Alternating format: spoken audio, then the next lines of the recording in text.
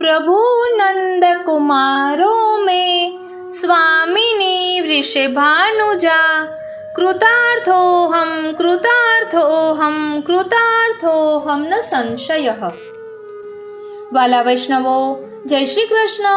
હું મા નાતુરી આપ સર્વે વૈષ્ણવોનો શ્રીમદ ભાગવતના અલૌકિક સત્સંગમાં હાર્દિક સ્વાગત કરું છું.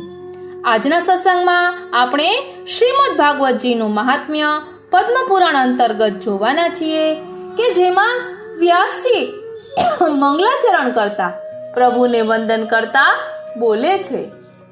તે પહેલા મહાત્મ્યની કથામાં પ્રવેશ કરીએ. પહેલા શ્લોકમાં વ્યાસજીએ મંગલાચરણ કર્યું છે. મંગલ આચરણ એ જ મંગલાચરણ. અને મંગલરૂપ છે કોણ? તો મંગલમ ભગવાન વિષ્ણુ મંગલમ ગરુડધ્વજ મંગલ મંગલમ વ્રજભુવિ મંગલમ. આ વિશ્વમાં મંગલરૂપ જો કોઈ છે તો એ પરમાત્મા છે. પરમાત્માનું નામ છે અને એટલા માટે તમે જો તમારું મંગલ ઈચ્છતા હો તો ભગવાનના નામનો આશ્રય જરૂર કરજો. એનાથી તમારું મંગલ થઈ જશે. જ્યારે કોઈ પણ કાર્ય કરવા જાઓ એમ બને તો આ 5 વાર દિવસમાં ભગવદ નામ ભગવત સ્મરણ જરૂર કરવું. આંખ ખુલે જાગો ત્યારે 3 વખત અષ્ટાક્ષર બોલી લો. શ્રી કૃષ્ણ શરણમ મમ, શ્રી કૃષ્ણ શરણમ મમ, શ્રી કૃષ્ણ શરણમ મમ. આ તમારા દિવસનું મંગલાચરણ છે. પહેલો કોળિયો મોઢામાં મૂકો ત્યારે શ્રી ઠાકોરજીને યાદ કરી 3 વાર અષ્ટાક્ષર બોલી પછી મૂકવો. શ્રી કૃષ્ણ શરણમ મમ, શ્રી કૃષ્ણ શરણમ મમ, શ્રી કૃષ્ણ શરણમ મમ. આ તમારું મંગલાચરણ છે. ઘરમાં કામ માટે ઘરથી બહાર જતા હો અને ડગલું પહેલા બહાર મૂકો ત્યારે શ્રી ઠાકોરજીને 3 વાર યાદ કરીને પછી નીકળો. શ્રી કૃષ્ણ શરણમ મમ, શ્રી કૃષ્ણ શરણમ મમ, શ્રી કૃષ્ણ શરણમ મમ. ધ્યાન આપજો. શ્રી કૃષ્ણ શરણમ મમ, શ્રી કૃષ્ણ શરણમ મમ, શ્રી કૃષ્ણ શરણમ મમ. પછી આગળ કહે છે કે કામમાંથી પાછા ઘરે આવો અને પ્રવેશ કરતા હો ત્યારે 3 વાર શ્રી ઠાકોરજીને યાદ કરીને ઘરમાં પ્રવેશો. ઘર પણ તીર્થ છે. આપણે કહીએ પાછા ઘરે આવો, આપણે કહીએ ને દુનિયાનો છેડો ઘર. ગમે તે કોઈ પણ તીર્થોમાં રહી આવો. અઠવાડિયું, 10 દિવસ, 15 દિવસ ગમશે પછી તો ત્યાંય દોષો દેખાવા લાગશે. અહીંયા આ બરાબર નથી અને પેલા આમ બરાબર નથી. એટલે જેનું મન ઘરે ભગવાનમાં નથી લાગતું ને એનું દુનિયાના કોઈ ખૂણે લાગવાનું નથી. અને એટલા માટે ઘરમાં પણ પ્રવેશ કરો તો એવી પવિત્રતા અને એવા ભાવ સાથે જાણે મંદિરમાં પ્રવેશ કરી રહ્યા છીએ. અને છેલ્લે રાત્રે સૂવા જાઓ, આંખો બંધ થતી હોય ત્યારે શ્રી ઠાકોરજીને 3 વાર યાદ કરીને પછી આંખો બંધ કરવી. આટલું તો થાય ને આપણાથી. હવે આમાં કોઈ સંસ્કૃત શીખવાની જરૂર છે ખરી? આમાં કોઈ રાગ શીખવાની જરૂર છે ખરી? આમાં કોઈ ગ્રંથો ભણવાની જરૂર છે ખરી? આટલું થાય કે નહીં? થાય ને થાય જ. જો હા પાડી છે ને તો હવે તમે બધાએ શ્રી ભાગવતજીની આગળ હા પાડી છે. એટલે આજથી શરૂ ખાસ યુવાનો માટે, ખાસ ભાઈઓ માટે, બહુ જે વ્યસ્ત રહેતા હોય ને એમ કહેતા હોય કે અમને પાઠ કરવાનો ટાઈમ નથી, સેવા કરવાનો સમય નથી રહેતો, માળા ફેરવવાનો સમય નથી. ચાલો વાંધો નહીં, તમારા માટે બીજા ઉપાયો આપીએ. એવું તો છે કે નહીં? જે વધારે ટાઈમ આપે એ જ મોટો ભક્ત છે. મોટા ભક્ત ભગવાનને વધારે ટાઈમ આપવાથી થાય છે કે જે વધારે ટાઈમ આપતો હોય એ મોટો ભક્ત, અને જો ઓછો ટાઈમ આપતો હોય તો એ થોડો નાનો ભક્ત? એમ હોય ખરી? સમય વધારે આપે એ મોટો નહીં, જે ભગવાનને મહત્તા વધારે આપે એ મોટો ભક્ત છે. તમે લાઈફમાં એને ઇમ્પોર્ટન્સ વધારે આપો છો. ભગવાનને તમારા દરેક કાર્યમાં, જીવનના દરેક પાસાઓમાં તમે એની મહત્તા સ્વીકારી અને પછી આગળ વધો છો તો તમે ભક્ત છો. કેવળ સમય આપવાથી થોડા ભક્ત થવાય છે. એવા તો ઘણાય લોકો કાંઈ ન કરતા હોય ને મંદિરના ઓટલે જઈ બેઠા રહે એટલે મોટો ભક્ત થઈ જાય છે? ના, ઇમ્પોર્ટન્સ વધારે આપીએ છીએ કે નહીં એની મહત્તા વધારે સ્વીકારીએ છીએ કે નહીં? કરનારો એ જ છે. મારો એક એક શ્વાસ એનો ઉપકાર મારા ઉપર છે. જે આભાર માનીને જીવે એ જ ભક્ત છે. બસ ભક્ત વૃત્તિનું નામ છે, પ્રવૃત્તિનું નામ થોડું છે. ભક્ત વૃત્તિ છે આપણી અંદર. અહીં પ્રશ્ન કર્યો છે, ભક્ત વૃત્તિ છે આપણી અંદર. એ વૃત્તિ જો વિકાસ પામી ગઈ પછી ભલે ને તમે વ્યસ્ત છો. વાર્તા સાહિત્યમાં જુઓ, નારાયણદાસજીની વાર્તા આવે, એટલા બધા વ્યસ્ત રહેતા કામકાજમાં, રાજકાજ કરતા સમય જ ન મળે એટલે એમણે એક માણસ રાખ્યો અને એનું કામ જ એટલું કે 2 ઘડી થાય એટલે યાદ અપાવે કે ભૈયાજી ગોકુલ કબ ચલોગે, અને આટલું સાંભળે ને મૂર્છિત થઈને પડી જાય. મનથી ગોકુલ પહોંચી જાય. રસ્તાઓ આપણે ગોતવાના, સંજોગો થઈ નથી જવાના. જે સંજોગોમાં રહીએ છીએ એ સંજોગોમાં ભગવાનને ગોતી લેવાની હોશિયારી વૈષ્ણવમાં હોવી જોઈએ. ધ્યાન આપજો, સંજોગો ક્યારેય અનુકૂળ નથી થવાના, પણ જે સંજોગો હોય તેમાં વૈષ્ણવોએ ભગવાનને ગોતી લેવાની હોશિયારી બતાવવાની છે. એ જ આપણી ચતુરાઈ. ચતુરાઈ તાકી સાક્ષી જો નંદનંદન કો રીઝે.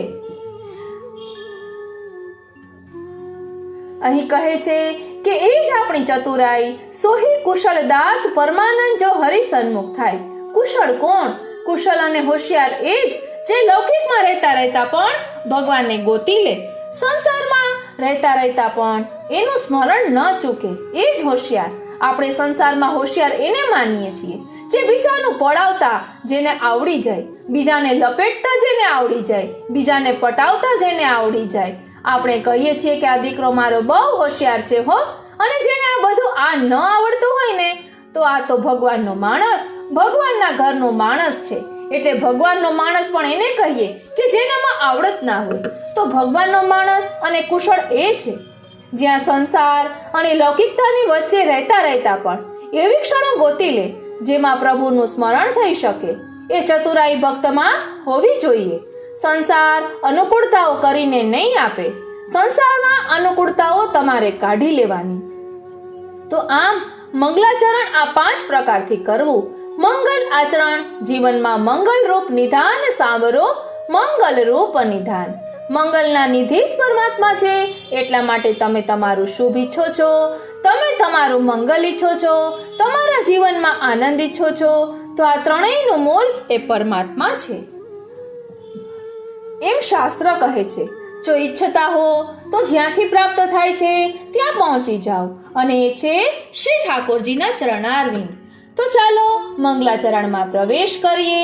વ્યાસજી મંગલાચરણ કરતા પ્રભુને વંદન કરતા બોલ્યા. આપણે પણ પ્રભુને વંદન કરતા બોલીએ. સચ્ચિદાનંદ રૂપાય વિશ્વોત્પત્યાદિ હેતવે તાપત્રય વિનાશાય શ્રી કૃષ્ણાય વયમ નમઃ. વ્યાસજીએ મંગલાચરણ કર્યું. પ્રભુનું સ્વરૂપ, સામર્થ્ય અને સ્વભાવ ત્રણેયનો પરિચય કરાવ્યો. તમે જે પરમાત્માની કથા સાંભળવા જઈ રહ્યા છો એ કેવો છે, એનું સ્વરૂપ કેવું છે, સામર્થ્ય કેવું છે, સ્વભાવ કેવો છે. કારણ કે પરિચય વગર પરિણય કેમ થાય? એટલે સૌથી પહેલા પરિચય કરાવ્યો કે જે ભગવાનને ભજવાનું કહીએ છીએ, જેના શરણે જવાનું કહીએ છીએ, જેની કથા સાંભળવાનું કહીએ છીએ, એને તમે જાણો છો ખરા? એને તમે સાંભળો છો ખરા? કારણ કે તમારા ઈષ્ટને જ્યાં સુધી સર્વસમર્થ નહીં જાણો ત્યાં સુધી એનામાં નિષ્ઠા નહીં આવે. એટલે પહેલા પરિચય કરાવ્યો. સચ્ચિદાનંદ રૂપાય. રૂપાય સૌથી પહેલા કહ્યું. આ કોઈ નિરાકાર બ્રહ્મની તો વાત નથી હો. રૂપાયા તો એવા સુંદર પરમાત્મા છે કે જેને આંખો બંધ કરી, જેમાં મન ધ્યાન લગાડવું ન પડે. આંખો ખોલીને કેવળ એના મુખારવિંદ સામે જોઈ લો ને તોય મન એનું થઈ જાય. એવા રૂપવાળા પરમાત્માની કથા છે. એટલે આંખો બંધ કરીને ક્યાંય કણકણમાં વ્યાપેલાને વ્યાપક અને વિરાટ છે એ ગોતવાની જરૂર નથી. એક લાલનનું સ્વરૂપ લઈ આવો અને એના મુખારવિંદ સામે જુઓ ને તોય મન એનું થઈ જાય. કર્ષતિ ઇતિ કૃષ્ણ. એ ખેંચે, આકર્ષે એ જ કૃષ્ણ છે. એવા રૂપવાળા પરમાત્મા પણ કેવું રૂપ? સત, ચિત અને આનંદ. સત તત્વ એટલે ભૂ સત્તાયામ. પરમાત્મા આ ત્રણ તત્વોના બનેલા છે. સત, ચિત અને આનંદ. સત તત્વ એટલે કણકણમાં એનું અસ્તિત્વ છે, એ જ વ્યાપક છે. જો બ્રહ્માજીએ સૃષ્ટિનું સર્જન કર્યું અને ભગવાન પણ સર્જક છે, બંનેને સર્જક કહ્યા છે. ફરક એટલો છે, ભગવાન આ બધું બન્યા છે અને બ્રહ્માજીએ આ બધું લઈને બનાવ્યું છે. આ બે ફરક સર્જનમાં છે. જેમ કુંભાર હોય એ માટી, લાકડી, ચાકડો બધું ભેગું કરી વસ્તુ એને આપવામાં આવે અને પછી બનાવે તો એ કુંભાર નિમિત્ત કારણ કહેવાય અને માટી ઉપાદાન કારણ કહેવાય. આ બ્રહ્માજીનું સર્જન પણ કેવું છે? આ બ્રહ્માજીનું સર્જન પણ કેવું? તો કહે એકોહમ બહુશ્યામ પ્રજાયેય, એટલે પોતે જ માટી બને, પોતે જ ચાકડો બને અને પોતે જ કુંભાર બને, પોતે જ પોતાનું રૂપ બદલીને પ્રગટ થયા. આ જ અદ્વૈતવાદ છે. બે નહીં, એક જ અદ્વૈત, એ જ અદ્વૈત. બે નહીં, એ જ અદ્વૈત. બનનારો અને બનાવનારો બંને એક જ છે. આ અદ્વૈતવાદ સતતત્વ, આ સમગ્ર સત્તા પરમાત્માની છે. એટલે કોઈ કણ એવો નથી જ્યાં ભગવાન ન હોય અને ભગવાન જ કણ રૂપે છે અને એટલા માટે તો એ બધે જ છે. ભગવાન દેખાય નહીં તો ભગવત્તા જુઓ પહેલા. 12 વાગ્યા હોય અને કોઈ કહે કે સૂરજ ઉગી ગયો તો બારીમાંથી બહાર જઈને ડોક્યું કરીને આકાશ સામે જોવાનું ન હોય. એનો પથરાયેલો પ્રકાશ જોઈને ખબર પડી જાય કે સૂરજ તો માથે આવી ગયો છે. એમ ભગવાન છે, એના માટે ક્યાંય મંદિરમાં ડોક્યા કરવાની જરૂર નથી. એની વ્યાપેલી ભગવત્તાને જોઈ લો તોય એના પર ભરોસો આવી જશે, જાગી જશે. એની ચારેય બાજુ ફેલાયેલી જે ભગવત્તા છે, આ ભગવાન સિવાય કોણ કરી શકે? આ બધું એક ટાંકણીને જોઈને આપણે માનવા તૈયાર નથી કે એમનામ બની જાય તો આટલું વિરાટ વ્યાપક એક આશ્ચર્ય દુનિયાનું, અરે કેવલ પોતાનો જ ચહેરો અરીસામાં જુઓ ને તોય તમને ભગવાન પર ભરોસો આવી જાય કે આવું ભગવાન સિવાય કોઈ ના કરી શકે. કેવું કનેક્શન, કેવી સમજદારી, કેવી દ્રષ્ટિ, કેવી આંખો, કેવા પગ, કેવા હાથ, કેવું હૃદય, કેવી બુદ્ધિ. આજે પણ વૈજ્ઞાનિકો માટે સૌથી મોટું આશ્ચર્ય હ્યુમન બોડી છે. સૌથી મોટું આશ્ચર્ય ગમે તેટલું તમે કોમ્પ્યુટરને, મોબાઈલને, ગમે તેટલી મોટી ટેકનોલોજી, એને જે બનાવનારી આવી બુદ્ધિ માણસની, એનો ઉકેલ આજે પણ એક પ્રશ્નાર્થ બનેલો છે બધા માટે. દરેકના જવાબ એના ડોક્ટરો પાસે પણ નથી, વૈજ્ઞાનિકો પાસે પણ નથી અને એટલા માટે જ વિજ્ઞાન એ ધર્મનું ઓપોઝિટ કે દુશ્મન નથી. અત્યારના સમયમાં તો ધર્મનો સૌથી નજીકનો કોઈ મિત્ર હોય તો તે વિજ્ઞાન છે. વિજ્ઞાને આપણને ધર્મ કેટલો સુગમ કરી આપ્યો છે જુઓ ને. એટલે કોઈ પણ વસ્તુનો સદુપયોગ પણ આપણે આ દ્વારા સમજી શકશું. અહીં કહે છે કે આજે આ કથા આસ્થાના માધ્યમથી ભારતમાં જશે અને જ્યારે જાન્યુઆરી એન્ડ આવશે તો America, England, world wide telecast આનું થશે. દુનિયામાં બેસેલા કરોડો લોકો આને જોશે. જો આ ધર્મને વિજ્ઞાનનો કેવો સાથ મળ્યો. આ માઇક જુઓ ને, અહીંયા હું બોલું છું અને છેક પાછલા વ્યક્તિ સુધી આવાજ જાય છે. ધર્મને, વિજ્ઞાનને કેવો સાથ મળ્યો એવા ઘણા પ્રકારથી આપણે ચર્ચા કરી શકાય. અત્યારે મોબાઈલની વાત કરીએ તો મોબાઈલમાં બોલવા સમયે જ આપના સુધી નથી પહોંચતું, છતાં પણ આપ બધું સાંભળી શકો છો આ મોબાઈલના માધ્યમથી. આ બધી પ્રભુની જ કરામત છે.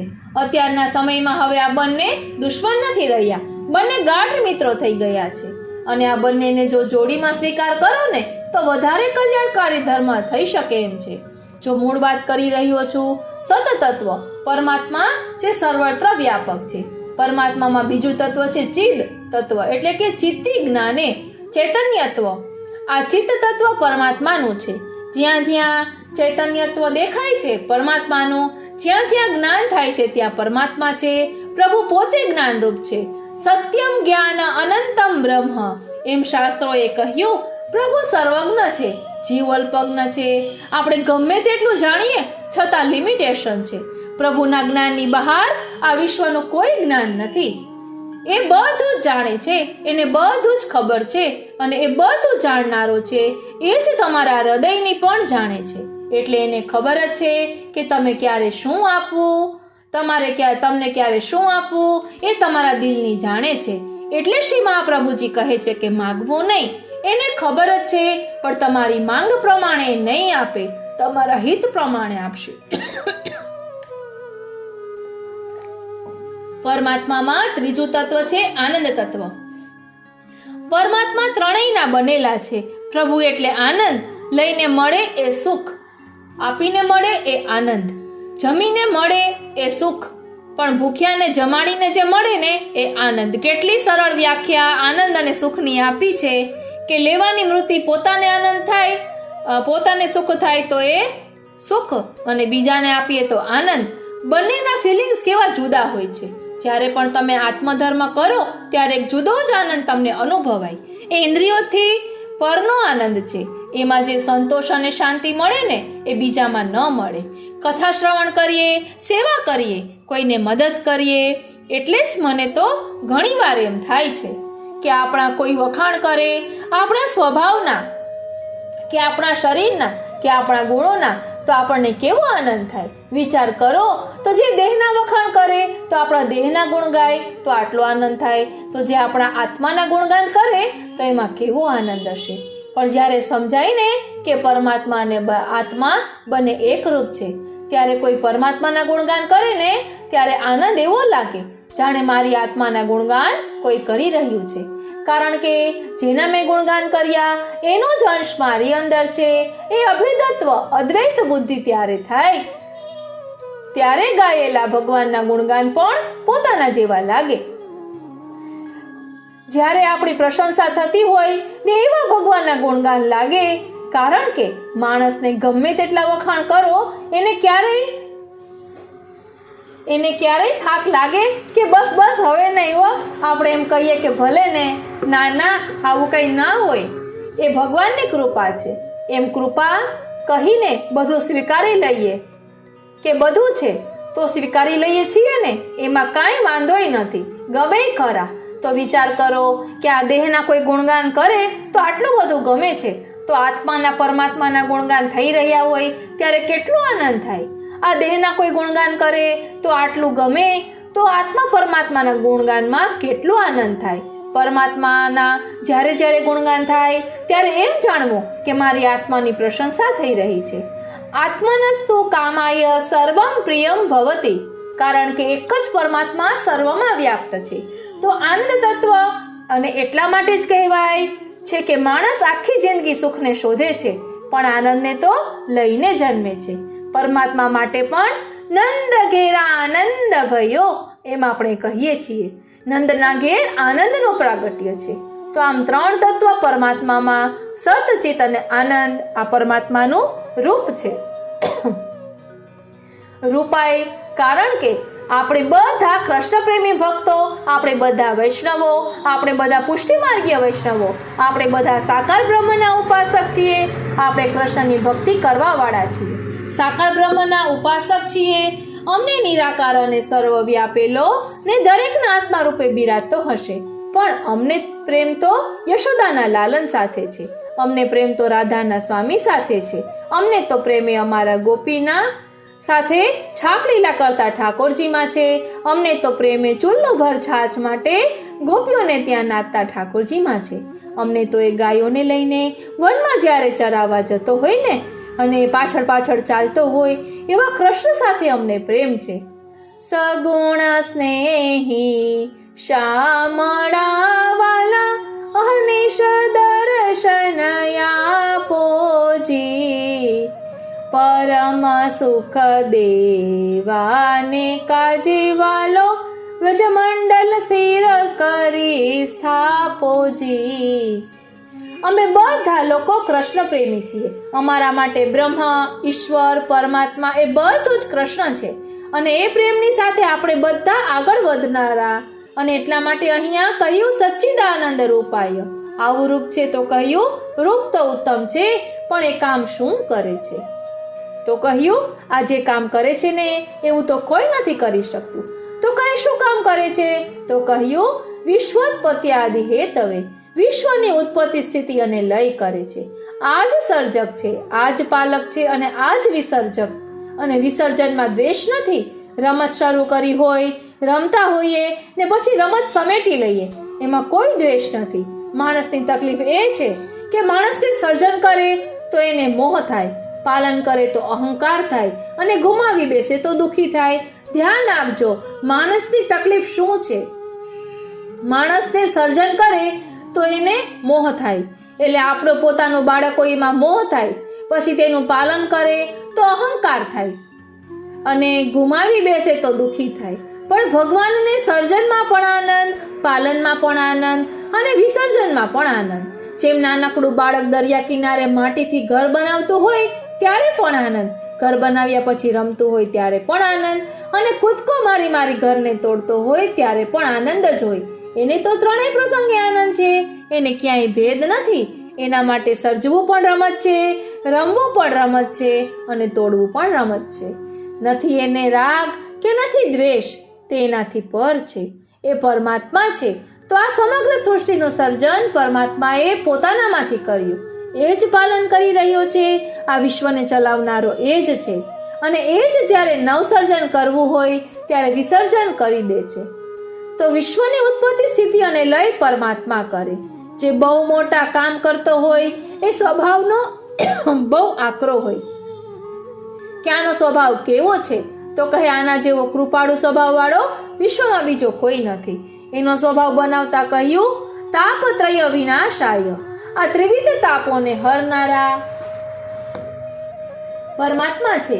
ત્રણેય તાપોને હરી લે છે.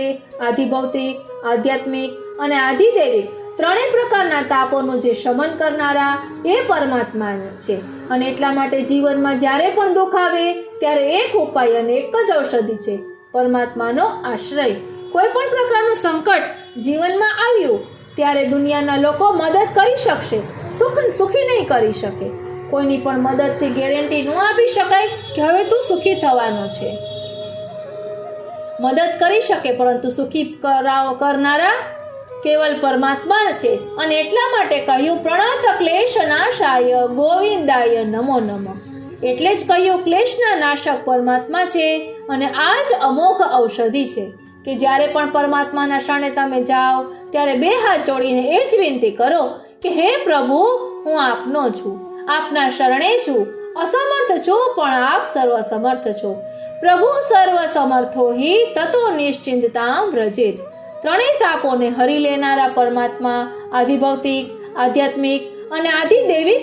સાધારણ શબ્દોમાં એમ કહેવામાં આવ્યું કે આધિ વ્યાધિને ઉપાધિને ત્રણેય વસ્તુ દરેકના જીવનને લાગેલી જ છે. આ નહીં આવે એવું નથી, આ તો ચાલતું જ રહેવાનું. દરેકના જીવનમાં કોઈક દિવસ સારો જાય તો કોઈ દિવસ વિપરીત જાય, પણ જેનો ભરોસો દ્રઢ હોય ને એને ભગવાન બધેથી ઉગારી લે. તે ભગવાન કોણ? જે બધું ઉગારનારો છે, બચાવનારો છે. તો અહીંયા એ જ કહ્યું તાપત્રય વિનાશાય શ્રી કૃષ્ણાય વયમ નુમઃ. એવા શ્રી કૃષ્ણને અમે નમન કરીએ છીએ, અમે સ્તુતિ કરીએ છીએ. નુમ ધાતુ સ્તુતિ અર્થ છે, સ્તુતિના અર્થમાં છે, અથવા એક અર્થ નમનના અર્થમાં પણ કર્યો. અમે નમન કરીએ છીએ. પ્રણામ દ્વારા જ વિકટતા અને સંકટોમાંથી મુક્ત થઈ શકાય એ બહુ સહજ છે. વંદન ભક્તિ નવધા ભક્તિમાંની એક છે. વંદન ભક્તિ શ્રવણમ કીર્તનમ વિષ્ણુ સ્મરણમ પાદ સેવનમ અર્ચનમ વંદનમ દાસ્યમ સખ્યમાત્મ નિવેદનમ. બીજા કોઈ તમે વિશેષ ભક્તિ ન કરી શકો તો એક પ્રકારની જરૂર કરો. રોજ ભગવાન આગળ ઊભા રહી બે હાથ જોડીને દંડવત જરૂર કરો. આ પણ એક પ્રકારની ભક્તિ છે. વંદન પણ એક ભક્તિ છે. અમારા ગોપીજનો પણ ગોપી ગીતમાં કહે છે ને, પ્રણત દેહિનામ પાપકર્ષણમ તૃણચરાનુગમ શ્રીનિકેતનમ ફણિફણાર્પિતમ તે પદાંબુજમ કૃણુકુચેષુ ન કૃંધિરુચ્છદમ. ઓ શ્રીનાથજી આવજો, તમે વાટ જોઈ રહ્યા ક્યારના અમે. અનેક જન્મથી જીવ આથડે આપ શરણની ખબર ના પડે. ગોપીઓ પ્રભુને વિનંતી કરતા બોલ્યા, પ્રણત દેહીના પાપ કર્ષણમ. આપને જે પ્રણત થાય છે એના પાપોનું આપ કર્ષણ કરી લો છો. એટલે કે પાપમાંથી મુક્ત થવાનો પણ એકમાત્ર એ ઉપાય છે પ્રભુને કરેલા આપણા વંદન. કદાચ પાપ મુક્તિ માટે મોટા મોટા યજ્ઞ યાગાદી તમે ન કરી શકો, કોઈ મોટા દાન ન આપી શકો, કોઈ મોટા મંત્ર જાપ ન કરી શકો, તો શ્રી ભાગવતજી આપણને સીધો સાધો ઉપાય બતાવે છે. રોજ પ્રભુને દંડવત કરવા આ પણ એક બહુ મોટો ઉપાય છે પાપમાંથી મુક્ત થવાનો. તૃણચરાનુગમ શ્રી નિકેતનમ. લક્ષ્મીજીના નિવાસ રૂપ શ્રી ઠાકોરજીના ચરણારવિંદ છે. લક્ષ્મીજીનો નિવાસ પ્રભુના ચરણોમાં છે અને જે એટલા માટે રોજ પ્રભુના ચરણ સ્પર્શ કરવા. આ વંદન ભક્તિ એટલે કહ્યું શ્રી કૃષ્ણાય વયમ નમઃ. અમે નમન કરીએ છીએ અને નમન એને કહેવાય જ્યારે સંપૂર્ણ શરણાગતિ દ્વારા કરવામાં આવે. એટલે જ તમે શ્રીમદ ભાગવતજીની દરેક સ્તુતિમાં જુઓ તો પ્રભુને બધાએ નમન વંદન કર્યા છે. અને વંદન જ આપણી સંસ્કૃતિ છે. આજે તકલીફ એ છે કે ભારતની જ બધી સ્કૂલો તમે જોઈ લો, બધે શેક હેન્ડ કરવા શીખવાડે, પ્રણામ કરતા ક્યાંય શીખવાડે છે અને ભારત ઓળખાય છે પ્રણામથી. આજે વિદેશીઓ આવશે ને તો તમને નમસ્કાર્યા પ્રણામ કરીને તમારી જોડે સંબોધન કરશે, પણ ક્યાંય આપણા દેશમાં કોઈ જ સ્કૂલમાં પ્રણામ નથી શીખવાડતું. બીજા દરેક દેશમાં મળવાનો જે પ્રકાર હોય એ કોઈ છોડતું નથી અને આપણને એમ થયું કે ભગવાન હોય કે ગુરુ હોય એને જ પ્રણામ કરાય. ના, જે મળે એને આપણે હેલો ની જગ્યાએ વંદન કરાય, એટલે જય શ્રી કૃષ્ણ કરાય. કારણ કે આપણી સંસ્કૃતિ એ શીખવાડે છે દરેકની અંદર એ પરમાત્મા બિરાજમાન છે અને આ એક મુદ્રા પણ છે. તમે આમ પ્રણામ કરીને ગુસ્સો કરીને બતાવો, મોટે મોટેથી બોલીને બતાવો, તમને ફાવશે જ નહીં. ઓ શ્રીનાથજી, તમે આમ પ્રણામ કરીને દોડીને બતાવો તો તમે ફાસ્ટ દોડી નહીં શકો. કોઈ પણ નેગેટિવ પ્રવૃત્તિ કરવી હોય તો આમ પ્રણામ કરીને કરવાની કોશિશ કરજો, નહીં થાય, થશે જ નહીં. એમ તો યોગશાસ્ત્રમાં પણ એનું એક વિધાન છે કે જેમ સુષુમ્ના નાડી કઈ રીતે ચાલે એનું પણ એક વિધાન છે. પ્રણામથી એ ચાલે, પણ આ એક આખી પ્રક્રિયા છે જે આપણી વ્યવહારની સાથે આધ્યાત્મિક પ્રક્રિયા જોડાયેલી છે. અને એટલા માટે વૈષ્ણવને ત્યાં તો સંસ્કાર હોવા જ જોઈએ. ઘરે કોઈ પણ આવે, બે હાથ જોડીને જય શ્રી કૃષ્ણ કરવામાં આવે કે હૃદયમાં બિરાજતા કૃષ્ણનો જય હો, એનો વિજય થાય, આ ભાવના છે. એટલે ઉત્તમ રીતે મળવું પણ મહત્વનું છે. આવે કે તમારા હૃદયમાં બિરાજતા કૃષ્ણનો જય હો, એનો વિજય થાય, આ ભાવના છે. એટલે ઉત્તમ રીતે મળવું પણ મહત્વનું છે. એટલે જ્યારે પણ શ્રી ભાગવતજી સાંભળ્યા પછી હવે જ્યારે કોઈને પણ મળો ને તો બે હાથ જોડીને જય શ્રી કૃષ્ણ કરજો. ભગવાનને યાદ કરીને કોઈને મળ્યા છે, શ્રી કૃષ્ણાય વયમ નમઃ, એમ ભગવાનને વંદન કરીએ. અમે ભગવાનને વંદન કરીએ છીએ અને વંદન એ કેવલ પ્રથા કે પરંપરા રૂપે નહીં, પ્રક્રિયા રૂપે પણ નહીં. નમન એટલે કે મન એના ચરણોમાં મૂકી દેવું, એનું જ નામ નમન. કે આજથી મારું મન તારું થયું, હું મન થઈ ગયો, સંપૂર્ણ શરણાગતિ.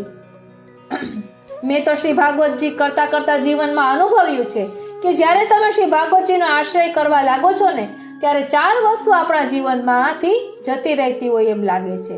મને મારા વ્યક્તિગત અનુભવથી એમ લાગે છે કે આ 4 વસ્તુ મારા જીવનમાંથી જતી રહી છે, એમ મને ફીલ થાય છે. ધ્યાન આપજો.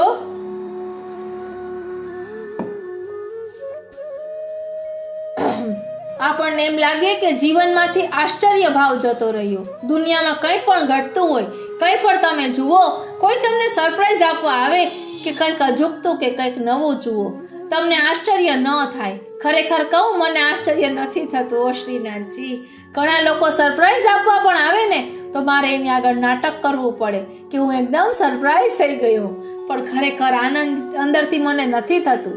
કારણ કે એનું મન રાખવા આપણે કહીએ છીએ કે તમે આવ્યા, અમે તો ધાર્યું પણ નહોતું અને એકદમ આમ થયું, પણ આનંદથી નથી થતું, અંદરથી નથી થતું, આશ્ચર્ય નથી થતું. બીજું આકર્ષણ નથી થતું, ક્યાંય કોઈ વસ્તુમાં આકર્ષણ ન રહે.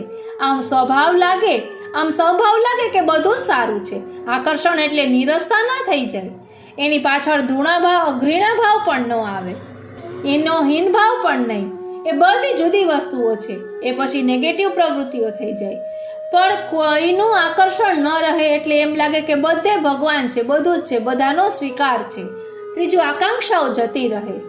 આમ પહોંચી જઈએ અને આમ કરી લઈએ અને ફલાણું પામી જઈએ, કોઈ પ્રકારની આકાંક્ષાઓ પણ નથી રહેતી. એમ થાય છે કે શ્રી ઠાકોરજીએ કેટલું કરી આપ્યું એનો આભાર મનમાં રહે, પણ નથી મળ્યું એની ફરિયાદ ક્યારેય ના આવે. અરે, નથી મળ્યું એનો વિચારેય ન આવે. આપણે લાયક હતા એના કરતાં પ્રભુ વધારે આપી રહ્યા છે, સતત એવો જ અહેસાસ મનમાં જાગૃત રહે. આ શ્રી ભાગવતજીનો પ્રભાવ છે. અને ચોથું, ધીમે ધીમે આસક્તિ જતી રહે છે. સમાન ભાવ અને સમાન પ્રેમ રહે, પણ આનામાં વધારે, આનામાં ઓછો, આનામાં થોડું, પેલામાં વધારે, આવો ભેદભાવ ધીમે ધીમે ખતમ થઈ જાય છે. આ શ્રી ભાગવતજીનો પ્રભાવ છે. શ્રી ભાગવતજીના શ્લોકોનું ગાન કરતા કરતા, એનું ચિંતન કરતા કરતા આ 4 વૃત્તિઓ સમાપ્ત થતી હોય એવો આપણને અહેસાસ થાય. અને ત્યારે એમ લાગે કે આપણે પ્રણત થઈ રહ્યા છીએ, આપણે શ્રી ઠાકોરજીને નમન કરી રહ્યા છીએ. ત્યારે નમન કર્યું કહેવાય. હા, હવે સાચા અર્થમાં રોજ શરીર ઝૂકતું હતું, આજે મારો આત્મા ભગવાનને ઝૂક્યો છે, આજે મારો આત્મા ભગવાનનો થયો છે. અને એનો એક આનંદ થતો, એનો એક અહેસાસ સતત આપણને અનુભવાયા કરે. આ શ્રીમદ ભાગવતજીનો પ્રભાવ છે. બોલો શ્રી ભાગવત ભગવાન કી જય. આપણે એમ માનીએ છીએ કે જેમ પરીક્ષિત મહારાજનો મોક્ષ થયો, તો મોક્ષ તો બહુ સાધારણ ઘટના છે. પરીક્ષિત મહારાજ તો મર્યા પહેલા જ તરી ગયા. મરવું તો શ્રાપ હતો, એટલે મૃત્યુ નિશ્ચિત હતું. મરવું પડે એમ જ હતું, કારણ કે મુનિનો શ્રાપ હતો. પણ પરીક્ષિત મહારાજ શ્રીમદ ભાગવતજીના પ્રભાવથી મૃત્યુ પહેલા જ તરી ગયા છે. એટલે આપણે મરીને નથી જવું, આપણે તરીને જવું છે. શ્રી ભાગવતજી એ જ શીખવાડે છે. મરીને દુનિયા નથી છોડવી, આપણે તો જીવીને જીવવું છે, જીવીને જવું છે. જીવનનો અડકાર લઈને જવું છે, જીવનની તૃપ્તિનો અહેસાસ કરીને જવું છે કે હા, જીવ્યા. ભગવાને માણસ બનાવીને એક અવસર આપ્યો, વૈષ્ણવ કુળમાં જન્મ આપીને, ભગવાનની ભક્તિ કરાવીને, શ્રી ઠાકોરજી ઘરે બિરાજતા હોય એવા કુળમાં જન્મ મળ્યો છે. એનો આનંદ માણીને અમે જઈ રહ્યા છીએ. બસ આવો આનંદનો અવસર. જીવન લાગે તો માનજો કે તમે જીવન જીવ્યા, બાકી તો જીવે છે તો બધાય, પણ મરીને લોકો દુનિયા છોડે છે. આમ નમન કર્યા છે. શ્રી કૃષ્ણાય વયમ નુમઃ. નષ્ટો મોહ સ્મૃતિર્લબ્ધા ત્વત્ પ્રસાદાન મયાચ્યુત સ્થિતોસ્મિ ગત સંદેહ કરિષ્યે વચનમ તવ. હવે આપ જેમ કહીશો એમ કરીશ. આ શરણાગતિ એટલે શું? ત્યારે આપણા મન પ્રમાણે આપણે જીવીએ છીએ. અત્યારે આપણે આપણા મન પ્રમાણે જીવીએ છીએ. ભગવાન ના થઈ ગયા એટલે હવે ભગવાન જેમ ચલાવશે એમ ચાલીશ. હવે આપ જેમ પ્રેરણા કરશો એમ જીવનમાં આગળ વધીશ. આનું નામ શરણાગતિ. अब सौंप दिया इस जीवन का सब भार, अब सौंप दिया इस जीवन का सब भार तुम्हारे हाथों में, सब भार तुम्हारे हाथों में है, जीत तुम्हारे हाथों में और हार तुम्हारे हाथों में, और हार तुम्हारे हाथों में। अब सौंप दिया इस जीवन का सब भार तुम्हारे हाथों में, सब भार तुम्हारे हाथों में। मेरा निश्चय बस है एक यही, एक बार तुझे पा जाऊं मैं, एक बार तुझे पा जाऊं जाऊं मैं, अर्पण कर दूं दुनिया भर का सब प्यार तुम्हारे चरणों में, सब प्यार तुम्हारे चरणों में। हे प्रभु करिष्ये वचनम तव, હવે આપ જેમ કહેશો તેમ કરીશ, મારી બુદ્ધિ બાજુમાં મૂકી દઉં છું, હવે આપ ચલાવો, આપ આજ્ઞા કરો।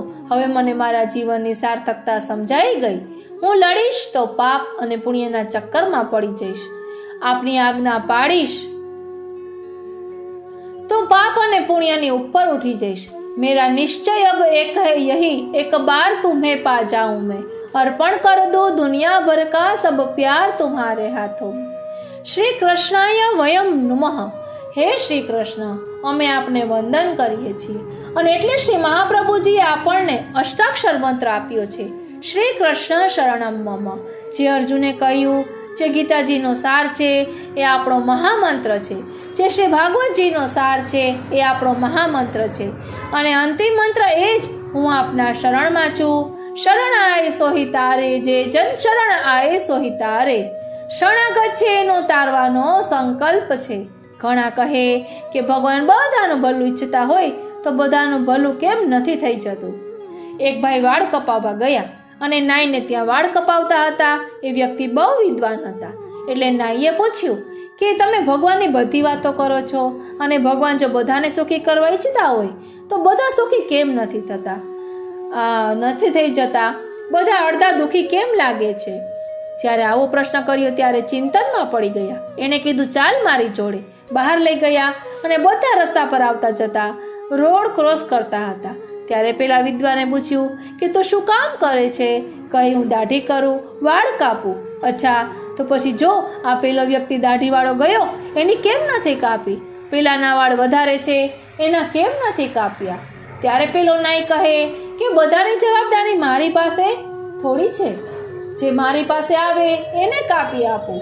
એમ પેલા વિદ્વાને કહ્યું કે બધાય ફરે છે પણ બધાની જવાબદારી થોડી મારી છે, જે મારા શરણે આવે ને એને તારી દઉં છું। મામેવ યે પ્રપદ્યન્તે માયા મેતામ તરંતિ તે અનન્યાશ્ચિંતયન્તો મામ યે જનાઃ પર્યુપાસતે તેષામ નિત્યાભિયુક્તાનામ યોગક્ષેમં વહામ્યહમ। એનો યોગ અને ક્ષેમ હું કરીશ। જો જગ में रहे तो ऐसे रहे जैसे जल में कमल का फूल रहे। આ એક આમ ભજન જેવું છે। जो जग में रहे तो ऐसे रहे जैसे जल में कमल का फूल रहे, जैसे जल में कमल का फूल रहे। मेरे सब गुण दोष समर्पित हो, करतार तुम्हारे चरणों में, करतार तुम्हारे चरणों में। अब सौंप दिया इस जीवन का सब भार तुम्हारे हाथों में, सब भार तुम्हारे हाथों में। શ્રી કૃષ્ણાય વયમ નુમઃ, આવા પ્રભુને અમે વંદન કરીએ છીએ। આપણે પણ વંદન કરીએ। પહેલા નેત્રોથી આકર્ષિત કર્યા, કારણ કે આંખ રૂપને જુએ, એટલે કહ્યું સચ્ચિદાનંદ રૂપાય, અને નેત્રોથી આકર્ષણ થયું। બુદ્ધિ સામર્થ્યને જુએ તો બુદ્ધિ એને શરણાગત થઈ જાય, એટલે કહ્યું વિશ્વોત્પત્યાદિ હેતવે। કેવું સામર્થ્ય છે કે વિશ્વની ઉત્પત્તિ, સ્થિતિ અને લય કરે છે। અને જ્યારે સામર્થ્ય જુએ ને ત્યારે બુદ્ધિ આપમેળે શરણાગત થઈ જાય છે। જો આપણા સંસારમાં, આપણા જીવનમાં આપણા કરતાં કોઈને સમર્થ જોઈશું તો બુદ્ધિ એને શરણાગત થઈ જશે। પ્રભુનું સામર્થ્ય બતાવ્યું અને હૃદય લાગણી જોઈને એનું થયું, એટલે હૃદય માટે ભાવ બતાવ્યો કે પ્રભુનો સ્વભાવ કેવો છે કે તાપત્રય વિનાશાય। એ એવા લાગણીશીલ, એવા કૃપાળુ અને દયાળુ છે કે કોઈના દુઃખ જોઈ શકતા નથી। એટલા માટે તું શરણે જઈશ તો ભગવાન તારાય દુઃખ દૂર કરશે. એવા પ્રેમાળ પરમાત્મા છે. અને જ્યારે આવું સાંભળ્યું એટલે હૃદય એનું થઈ ગયું. આમ ત્રણેય પ્રકારથી શરણાગતિ થઈ અને શ્રી કૃષ્ણને વંદન કરી બીજા શ્લોકમાં શ્રી સુખદેવજીને વંદન કર્યા. આ શ્રી સુખદેવજી શ્રી ભાગવતજીના ઉત્તમ વક્તા છે. અદ્ભુત ચરિત્ર છે શ્રી સુખદેવજીનું. શ્રી સુખદેવજીને વંદન કરતા મંગલાચરણમાં કહ્યું. એટલે હવે સુખદેવજીને જે વંદન કરે છે તે આપણે આવતા પાઠમાં લઈશું. બોલો શ્રી વલ્લભાધીશ કી જય. આજનો આ સત્સંગ શ્રીનાથજી, શ્રી યમુનાજી, શ્રી મહાપ્રભુજી, શ્રી ભાગવત ભગવાનના ચરણારવિંદમાં સમર્પિત કરું છું. જય શ્રી કૃષ્ણ.